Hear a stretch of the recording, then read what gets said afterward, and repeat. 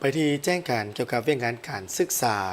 สำหรับผู้ที่มีความสนใจอยากจะยกระดับและศึกษาต่ออยู่ที่ประเทศจีนแขวงกวางซี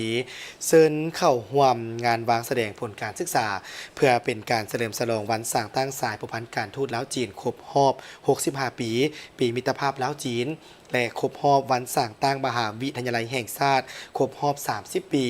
ทางแผนกศึกษาเขตปกครองตนเองส่วนเผ่าจ้วงกวางซีได้จัดงานวางแสดงการศึกษาอยู่ที่สาธารณรัฐประชาธิปไตยประชาชนลาวโดยมีบรรดามหาวิทยาลัยสั้นนำของแขวงกวางซีจำนวน24สถาบันเช่นมหาวิทยาลัยกวางซีมหาวิทยาลัยชนเผ่ากวางซีมหาวิทยาลัยสร้างคูกวางซีและมหาวิทยาลัยสั้นนำอื่นๆซึ่งการจัดงานวางแสดงดังกล่าวนี้แมนจะได้จัดขึ้นอยู่ที่สโมสรใหญ่สั้นหนึ่งมหาวิทยาลัยแห่งชาติซึ่งจัดขึ้นในวันที่ 3 มิถุนายน 2026 นับแต่เวลา 10 โมงเป็นต้นไปดังนั้นจึงขอเชิญชวนบรรดานักศึกษาและผู้ที่มีความสนใจอยากยกระดับเรียกงานการศึกษา